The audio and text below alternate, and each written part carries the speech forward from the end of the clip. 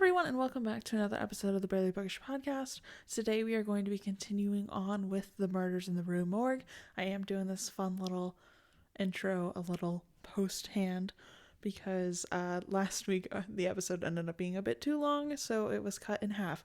So today is going to be the rest of last week's episode, so I hope you guys enjoy this episode and the wonderful guests that we have on today. But without further ado, then let's get into the episode.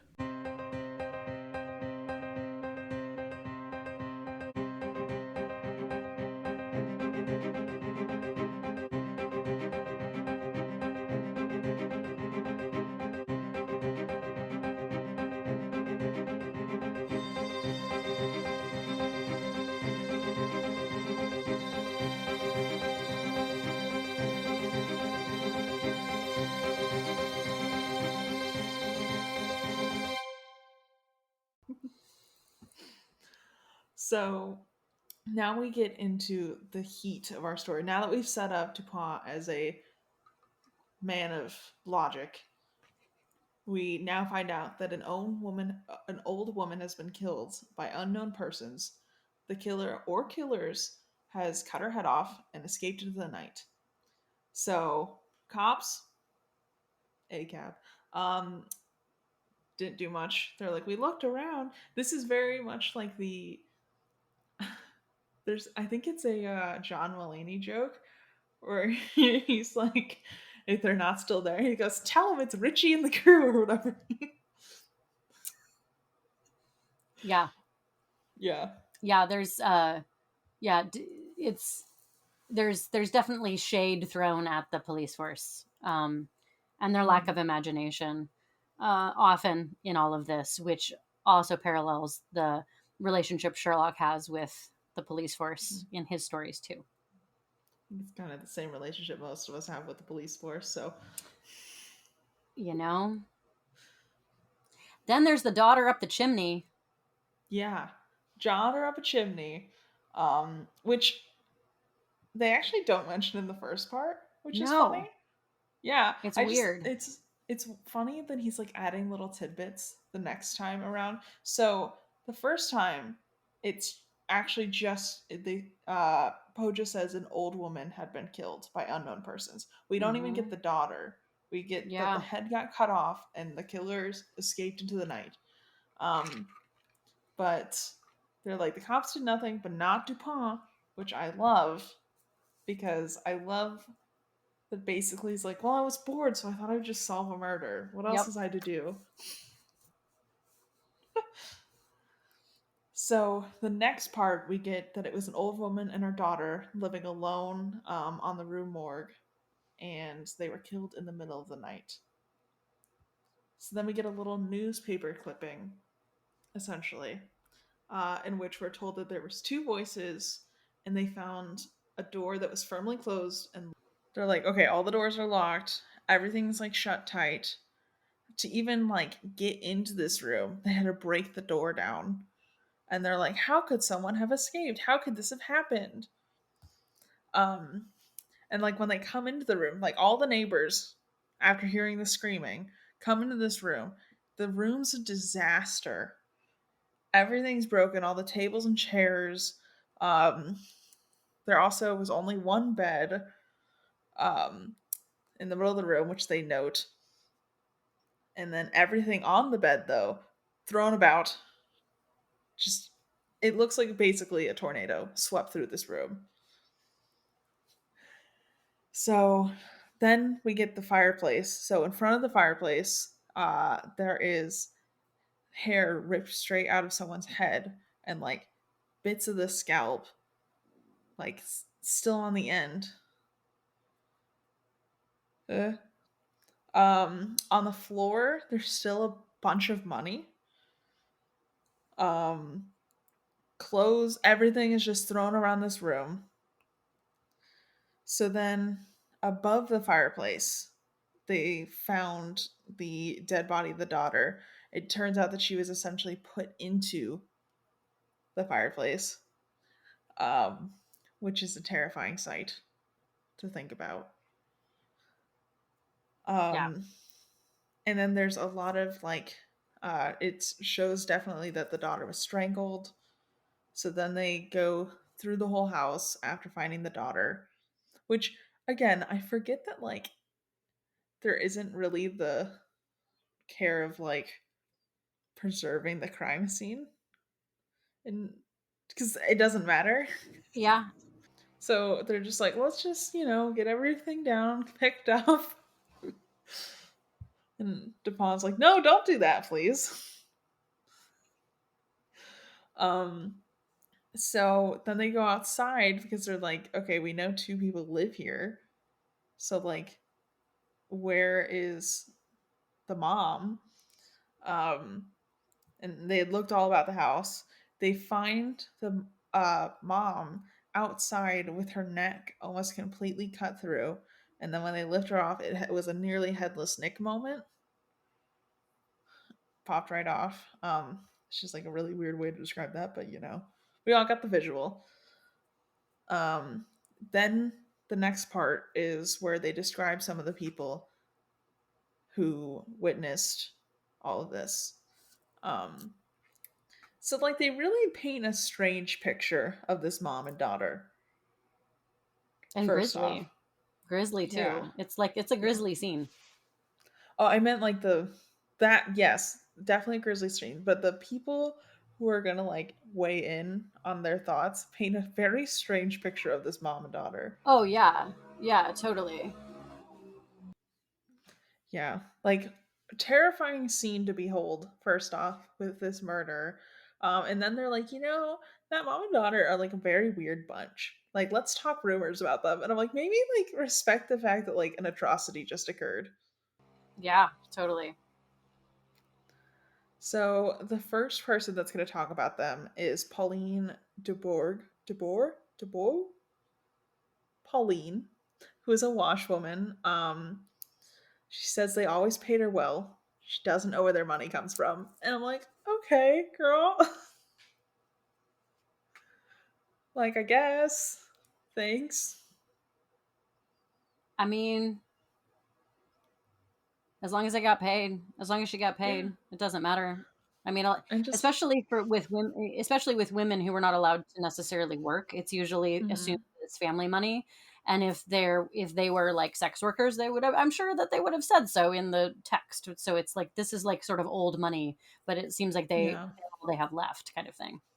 hmm I'm just like, don't tell the cops you don't know where their money comes from. What are you doing, Pauline? So then It's we her got covering her Pierre. tracks. Like it Probably. wasn't me. Wasn't me. They paid me well. I don't Yep, know. yep. Go look elsewhere. Who knows where their money comes from? Go investigate that. Hmm. Um, Pierre is a shopkeeper, and he said that they barely ever lived, like not ever lived. They barely ever left the house. Um, they come to him all the time. Everybody knows they've got money. So like painting this picture of like these people loaded. These people, someone robbed them for their money. Despite the fact that like none of the money was taken. But most of the neighbors say the exact same thing. Nobody really goes into these mom and daughter's house at all. They don't have visitors. It's just the two of them. I want to imagine in my own little headspace that they're just like crocheting or something cute. Like they're just hanging, reading books, vibing. They're homebodies. They don't really have a whole lot of friends in town. Maybe they're trying cute little fun recipes they saw on Pinterest. I don't know. Courier pigeons are bringing them cute recipes. Could be a fun thought experiment. Um, but then we get the banker who says that 3 days before her death, they took out a giant amount of money, all in gold. So the assumption kind of is maybe someone saw them and decided to rob them. You know, maybe it's the person that escorted them home from the bank. Who knows? Like at this point in like an investigation, most of the time they're just like anything, throw it against the wall, we'll see what sticks. So that's kind of what they're doing here. Um, then a cop says that everybody heard two voices, one low and soft, one hard, high, and very strange. Everyone says it's a voice of a foreigner, but every single person from every country in the area says it's a different accent. So like the Frenchman's like, "Oh, it's English, but I don't speak English." And then the Englishman's like, "Oh, it's Spanish, and I don't speak Spanish." And the Spanish one was like, "Oh, like basically everyone's saying, "Oh, it's like Italian, maybe it's Italian." The Italian guy's like, "Definitely probably French. I don't speak French." So everyone's going in a circle basically. It's my favorite part of the story. German's in there too. So Oh yeah, yeah. it's my favorite part of the story where it's just like it's a foreigner that Mhm. is everyone's pointing in a different direction, Mhm. but no When I one went to is able to pick any words out. yeah, when I went to um I was in Germany and I went to Paris. We got on the train and sat in the wrong seats, and this guy walked up to me and like started speaking in German, and I'm staring at him because I thought we were in the right seats, and he looks at me and he goes, "English, French, no, English, Spanish, or German?" And I'm like, "English?" And he goes, "Okay, you're in our seats." And I said, "Oh, I am so sorry. Is there any way, because my uncle bought the seats in German?" I said, "So any way you could point us to the right seats, because I thought we were in the right ones." And he very kindly pointed me. But it's funny that like in Europe, a lot of people know at least two, maybe three languages. Yeah, So I just love that all these people, it's the one language they don't speak. They're like, must be that one. right. I'm well versed in these other two, and it's not that. So, Well, and Poe's writing for an English speaking audience. He's writing in an mhm, English, a United States magazine that this was serialized in, and mhm, so it's like a reminder, like, hey, by the way, Europe speaks a lot of languages. Maybe we should try that, mhm, because Poe himself was he knew French, and he was mhm, well educated, and and in some ways his audiences would have been a little bit more educated. But yeah, it's sort of definitely a much more European setting where that would have been much more commonplace. mhm. I always wish they like forced us to actually learn a second Mm-hmm. language. I Me feel like too. it's a skill that's important. Mm-hmm. And like now that, I'm an adult, it's a lot harder to find the time. And I'm like, what was I doing in elementary school? Not anything important. Yeah, I could have learned Spanish. should I have been could have learned bilingual. Yep. something, I you mean, I know? love Duolingo, but Mhm. It only goes so far. it's true. I can basically ask where the bathroom is in like French and Spanish, and There you that's go. gotten me decently far. That's helpful. Um, so we do find out that the windows were closed and firmly locked on the inside. They made a very stressed point of that. Um, and that the whole group was able to get into the room about 4 or 5 minutes after the screaming. So gives us a bit of a timeline. Um, I, not knowing much about Poe, was like, we're gonna find out it's a ghost or like some sort of otherworldly something. Like, I didn't know if this was like investigative or if it was like gonna be a Dean Winchester moment, like a Winchester's brother moment. I didn't know where No. we were going. Yeah. No, no, no, no Winchester family member need apply in this case. Yeah. I was just waiting to see, I was letting the tides take me as they may, Yep. keeping my options open. Yep. Yep. Fair. Hmm. So, and then the article clipping ends and they're like, please don't know anymore. Thank you. Um, and then Dupon's like, what are we doing, guys? Why don't we just, have a fun little day? It's a mystery. Why don't we just, break into the crime scene? What else were you going to do with your Saturday evening? I just want to imagine that like they're having like drinks around a fire, and then he like takes a little sip of his whiskey and he looks over at our narrator and goes, "What if? Hear me out. Do you have plans tomorrow? No, you're free because, we have money and there's nothing else to do. Let's just go Just, solve a murder. yeah, it's literally right around the corner. It's not like it's that far of a walk. What if we, the cops aren't doing anything? I think we should just get in there, look around a little bit, maybe solve a murder or two, and then we can go home. Like a fun little evening dinner date. I don't know. It's like when you put on a true crime show for you Yeah. and your girlies as you're eating ice cream and you're like, if I was there, I would have solved that. I knew it was him the Yeah. whole time. That's what they're doing literally in the story. Mm-hmm. They're Mm-hmm. literally going to the crime scene. Haven't we all been there where we're just, they totally set it up for us as narrators to know exactly who it is, and we're like, I guessed it from the start. I knew it was a shady ex-boyfriend. I when I first read this, I did not guess what was coming. I did not guess for this either. It took me pretty much as he was guiding us to the answer for me to be like, oh yeah, I knew it. and I'm like, no, I didn't know. I didn't know it. No.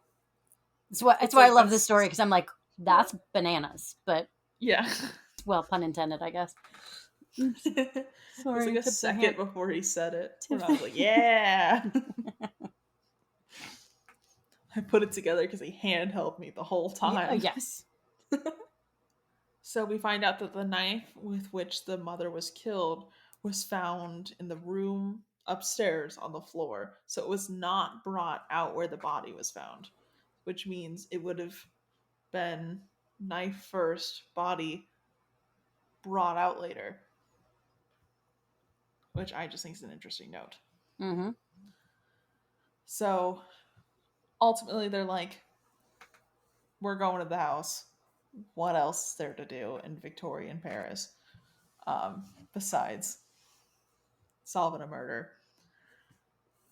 They go, and Dupont is carefully looking at the neighboring houses, trying to be like, is it one of them? At least that's what I thought he was doing. Totally not what he was doing. But he gets like this cold, calculating look in his eye. They check out all the house, and then they go home. So next day, our narrator's like, hey, did you notice anything? And he goes, nothing more than we both read in the newspaper. Which I love a lot. Because he's like, I'll let you know when I have it all together. Yeah. Which he does not have it all together. Like, then at no point do I think that the narrator has any clue of what's actually happening. I think he's just it is very clear he's just along for the ride. Yeah. It's like when you're like someone trying to do that whole thing where they're like, so you have anything you want to tell me? And you're like, no, I'm good. No, I think I'm cool. Why do you have something you want to know about? Like, specifically, could you give me some sort of context? Like, and then Dupont's like, hey, did you not notice the strength that was used? And our narrator's like, yeah, strange. You want to talk more about that? And then Dupont's like, okay, well, obviously you're not picking up what I'm putting down. So, we're gonna sit here right now, and we're gonna wait for the murderer to show up. And the murderer show up, and the narrator's like, huh? Yeah, say what? Say what? And then Dupont's like, oh, but don't worry, I don't think he actually committed the murder. I just think he knows about it. Narrator's like, yeah? Okay. You're inviting him to our home? Okay. But have your pistol ready just in case. Yeah, maybe should we set some booby traps? Maybe Home Alone it? I don't know. So our narrator obviously starts asking some questions like, so who's the person? Any details? How'd you figure it out? How'd you find them? Could you give me anything to work with? Um, and DuPont's like, I mean, he might not show up. I think he's going to, though. And Narrator's like, anything for me to work with. Loop me in here, buddy. And then our uh, DuPont then starts working us through his process, and he's like, well, here's what we know. We know that voices were not the voices of the people that live there. One. We know somebody else is in the room. Two. Um, we know a person cannot kill themselves and take off their own head with a knife. So three. He goes, we know that someone who has already died or has already passed cannot jump out of a window post death. So, and he's like, Narrator's like, okay. Really like setting us up for stress right now. Really like dragging it out here.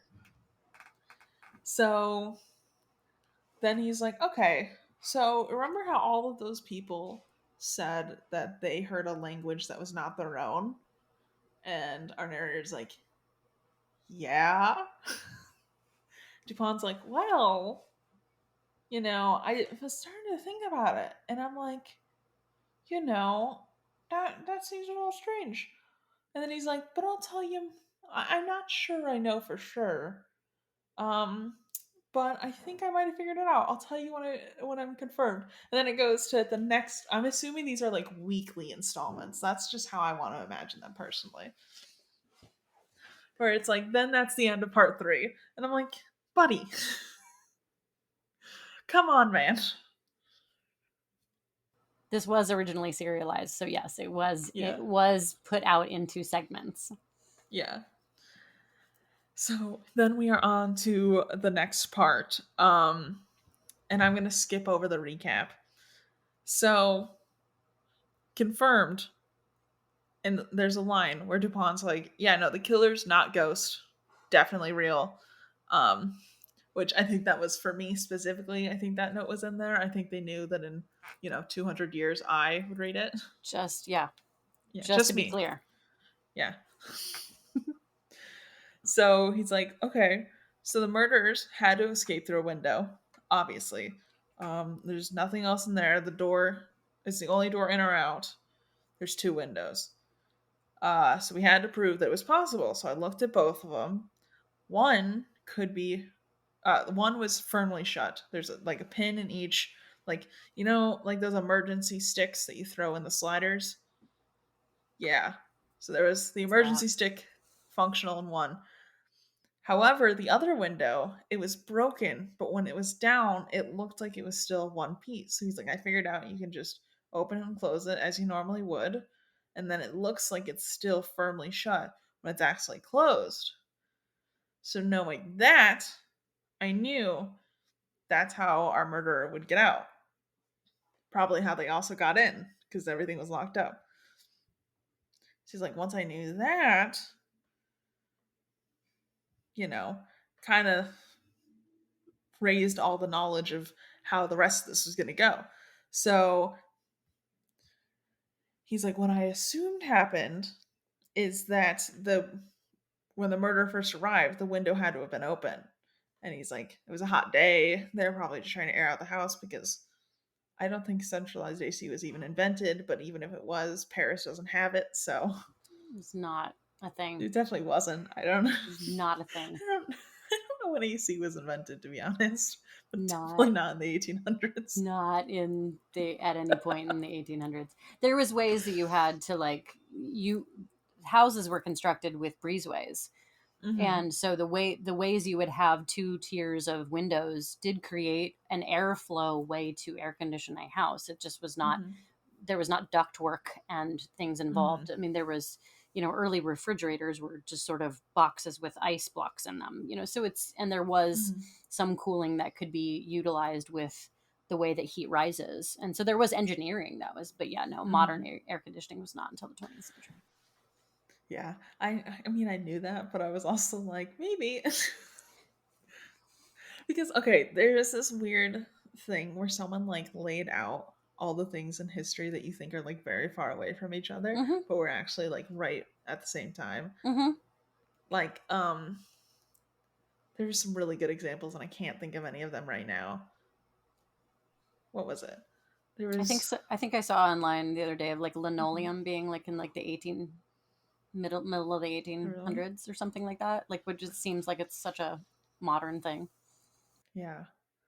Yeah, there's just some great ones. If I find the video again, I'll have to reshare it. But yeah, it's so I just it made me doubt myself on my timeline of history a little bit because I'm like, there's no way some of this is true. Then I looked it up and I'm like, wait a minute. So decided open window. That's how the murderer came in. That's how the murderer got out. Weirdly, this is on the fourth floor. So he's like, okay, whoever got in had to have almost superhuman strength. And I'm like, here it is. Here it is. Here's my supernatural. And he goes, all right, but like, I know this still doesn't answer who the murderer is. And I'm like, come on, man. Give it to me. Give it to me. And he goes, there's a lightning rod. So that means whoever got up it had to be either like a sailor, someone super strong, you know, because to go 4 stories on a lightning rod is an insane feat. Because those things are smooth. Like, because I'm thinking, I might be wrong. Because I know there's like two options. You either get the ones that are like stepping, like with poles coming out of the pole, or there's like the smooth one. I got a sense that it was almost like there was a trestle that was like supporting a Mm-hmm. rod, so that there Yeah. was some sort of support structure, but not necessarily not a Mm-hmm. stairway. Yeah. Either way, I have to be in like peak condition to go up 4 stories and that. That's not for the average man or average person, anyways. So said whoever did this obviously has special training. Um, and then he starts talking about how the clothes were thrown all around the room. It looks like a tornado went off. However, nothing was taken. The jewelry was all there. All the clothes were still there. And then I'm just gonna quote this word for word to like line out. This is the point where I was like, I think I know what it is. Because he goes, strength more than human, wildness less than human, a murder without reason, horror beyond human understanding, and a voice which made no sound that men could understand. I'm like, I think I know what it is. And then he's like, all right, now we're going to take the marks on the daughter's neck. I sketched them out for you and put your hand on them. And I'm like, what? And he's like, see how they're huge? And I'm like, I'm so smart. And he goes, it's an orangutan. So he very much guides you through the whole process. And I love it. There's a bit of hair too. He also Mm-hmm. he also like shares Dupin shares with the narrator. Look at Mm-hmm. this coarse bit of hair that he says he Yes. literally pried from the mother's fingers. Mm-hmm. So like that in and of itself is a like very particular detail, and the Mm-hmm. narrator's like this isn't human. So Mm-hmm. it's like it's one of those things where I feel like a lot of notes of modern police work are even in this, like looking of what was like under the fingernails kind of thing. Mm-hmm. Mm-hmm. Yeah, I feel like this really it had to have inspired police work, I think so. honestly. I think Like so. I could you imagine being like a cop in this time and you're like, oh, we're so used to just like chilling, being like, oh, there was a murder. Anyways, moving on. And like then Edgar Allan Poe, this like random American writer, puts out this like very graphic detective novel, and now people are like, why aren't you doing that? And you're like, come on, man, my job was desk work. I'd be like, oh no, there was a murder. Go back to my desk. And now you want me to be a detective? I mean, there were people who wanted to employ, you know, what we would now consider modern practices, but it was just Mm-hmm. like modern. It took until Teddy Roosevelt to create modern police reform of any kind, and Mm-hmm. that was in the 1890s. Yeah. I'm just imagining this like really put a magnifying glass on a It lot did. of police It did. precincts. And Yeah. that only got all the much more aggressive in terms of shining a light in Mm-hmm. 1888 with Jack the Ripper. So this came Mm-hmm. out 40 years prior. Mm-hmm. So and the Metropolitan Police in London didn't do any better of a job 40 years later with a real crime. And that was a Mm-hmm. hot mess. Yeah. So, Yeah. but I yeah, so I wasn't expecting going through all of this. I was like, I don't know what I was expecting, but I was not expecting an orangutan. I was not expecting it until they basically laid it out and And it was handheld like, me the oh, entire time. Yeah. oh, okay. Okay, well, because But he sort of references like, and this field guide that mhm, we happen to have just been reading about mhm. these creatures. Mhm. Convenient field guide name drop. It was pretty great. I I love when that happens in books. I know it's so cheesy, but I'm obsessed when they're like, "Remember earlier when we were foreshadowing this moment?"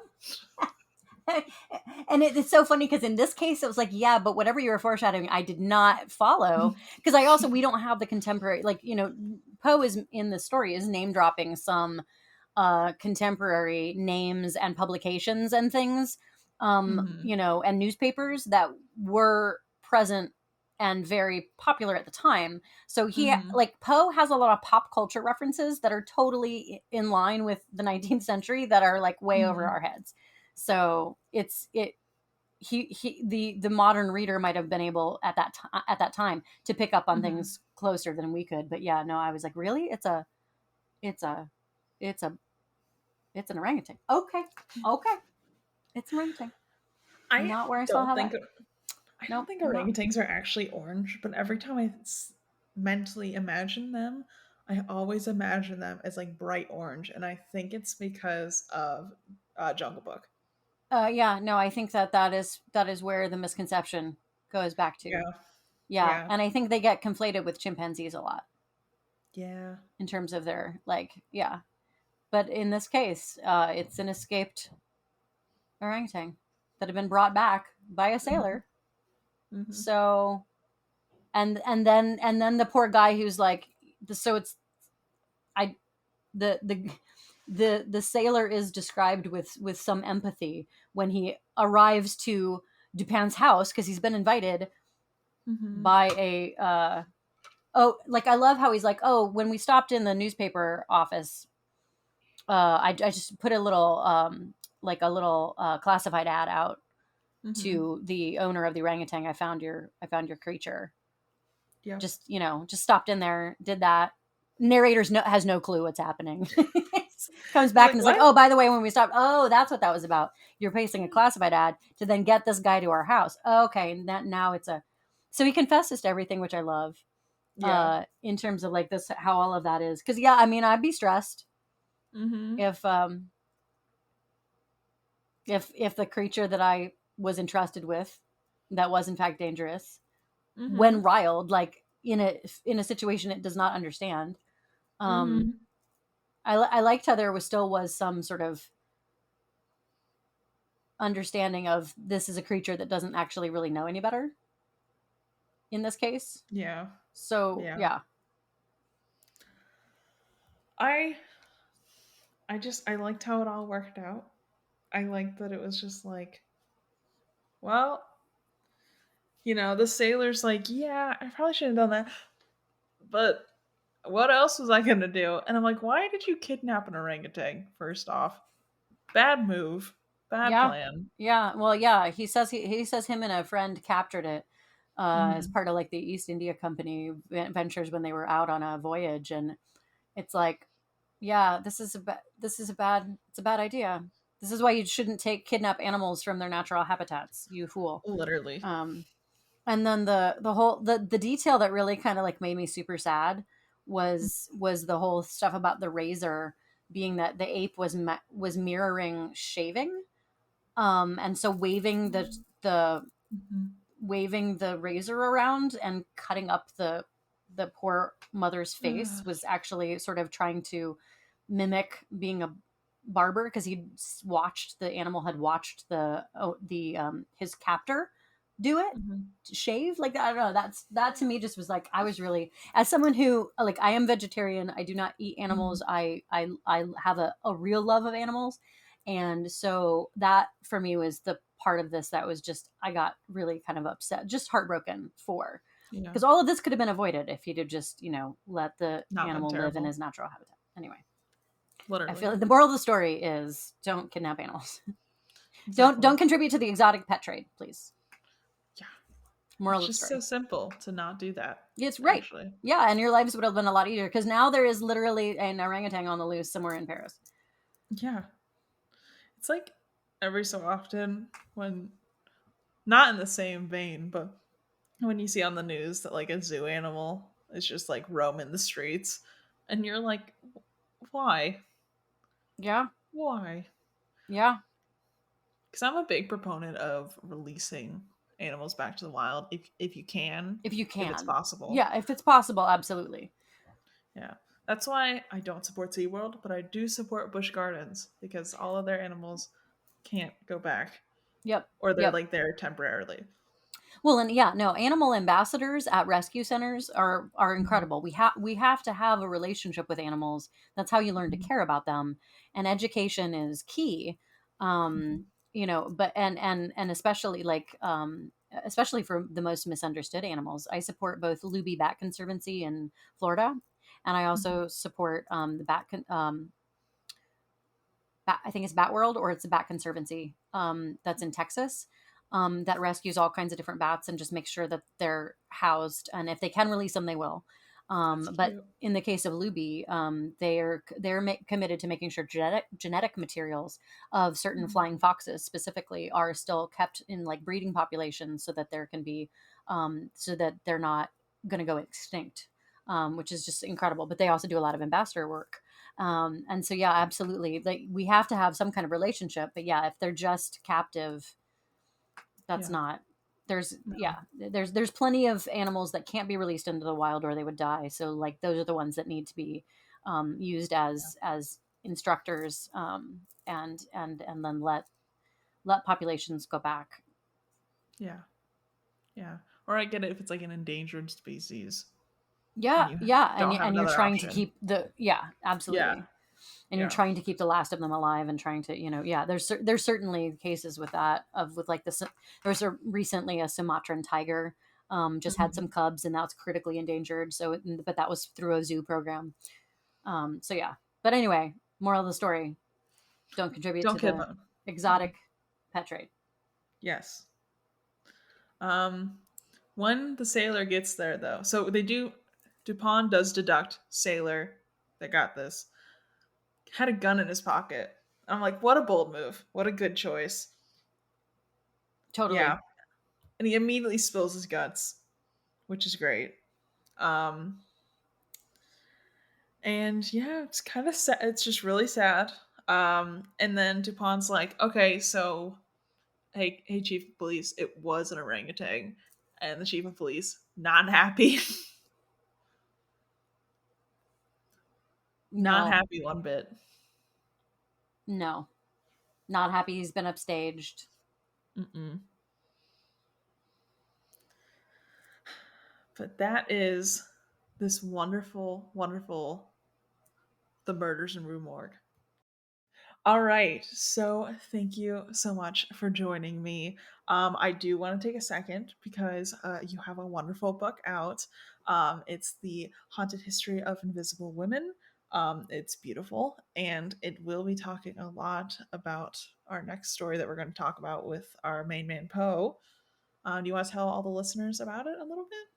So yeah, Haunted History of Invisible Women: True Stories of America's Ghosts is real history, real ghosts, real women. What we do is we break the book down into different stereotypes or tropes that women have been sort of placed into or fallen into, and we examine that through the lens of ghost stories and the actual lives that these women lived, and very often, in some cases, ghost stories that were told about them before they even passed away. So we have a range of famous and not famous women, and we just kind of explore what telling ghost stories about them has meant, and how we can kind of unpack that So it's really the intersection of women's history and ghost stories, and written by Andrea Janes and myself. And we are ghost tour guides in New York. And I have worked in many different haunted properties throughout this great nation. And there's, sort of a through line of an interest in the paranormal that has followed me and through all of my work. So in my fiction, I write about ghosts, but in nonfiction, it's been really about trying to get to the truth of it. So Mhm. separating fiction from nonfiction, and trying to do right by these women that very often were not done right by in life. And Mhm. so, so yeah, it's been a successful book.